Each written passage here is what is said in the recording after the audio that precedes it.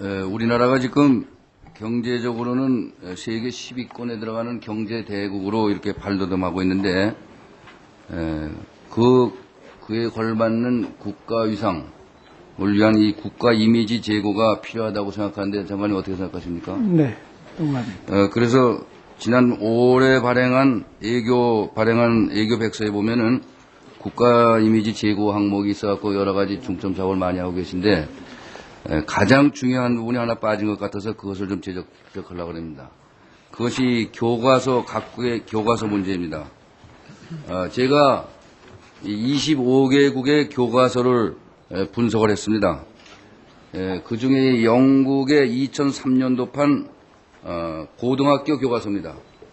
여기 지도 보십시오, 지도. 장관님 여기 지도를 보십시오. 이 지도가 2000년도 현재 원조를 제공하는 국가, 원조를 제공받는 국가, 그것이 분류되지 않은 국가, 이렇게 세 가지로 영국 교과서에 지금 2000년도 현재로 해서 2003년도 판에 나온 겁니다.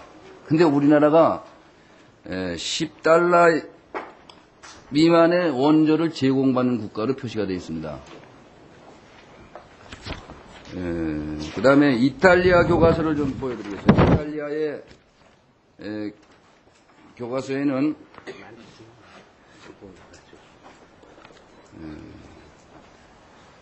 우리나라가 군 출신에 의해서 아직까지도 군 출신에 의해서 총치되고 있다고 이렇게 표기가 되어 있습니다. 이탈리아 교과서에는.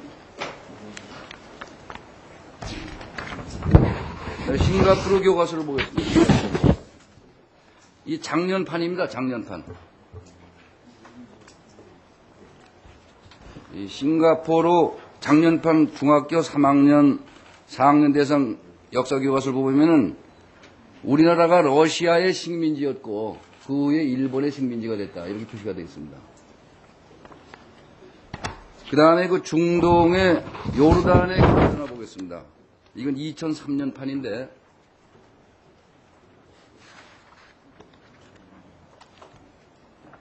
여기에는 우리나라 공식 종교가 불교 국가다, 이렇게 되어 있습니다.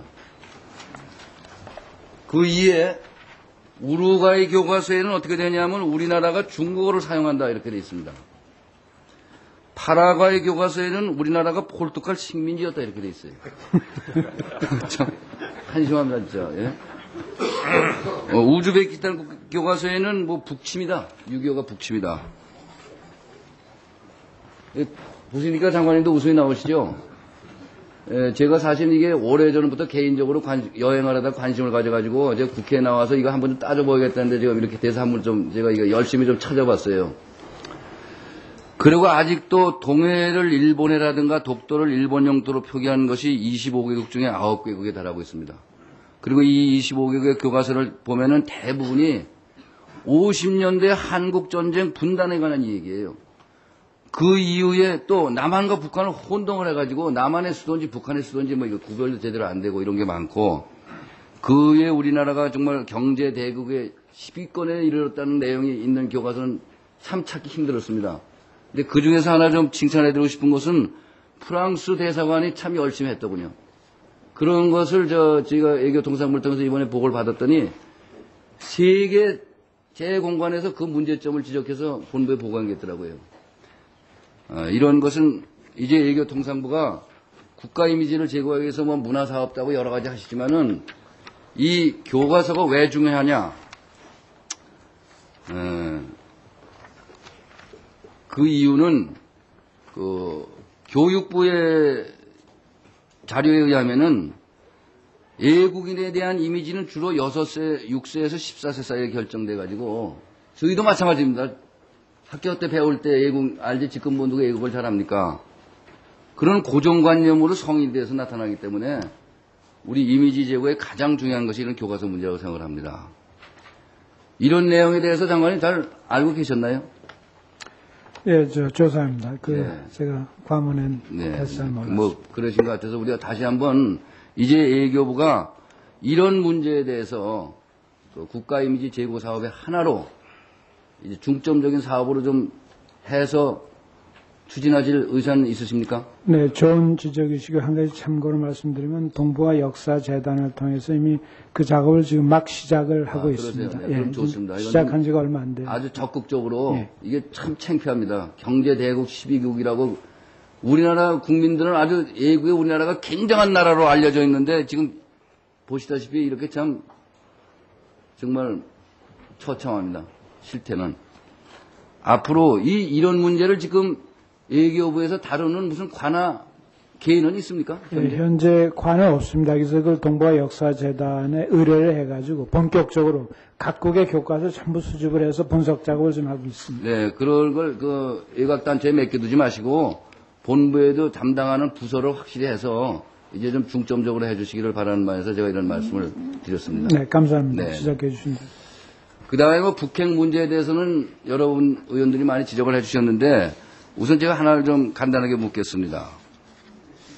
장관님께서 아까 말씀하실 때 북미 군사회담이라든가 북미 평화협정 이런 것은 이번 힐차관보의 평양 방문과 관계없고 검증 합의에 관한 문제일 뿐이라고 그렇게 말씀하셨죠? 네, 그렇습니다. 틀려먹습니까? 네, 그 문제는 북한이 항상 주장해오는 문제이기 때문에 그러나 이번에 협상은 그것이 의제가 아니었습니다. 그런데 북한이 이 검증 합의 저는 이루어질 수 없다고 생각을 합니다. 왜 그러냐?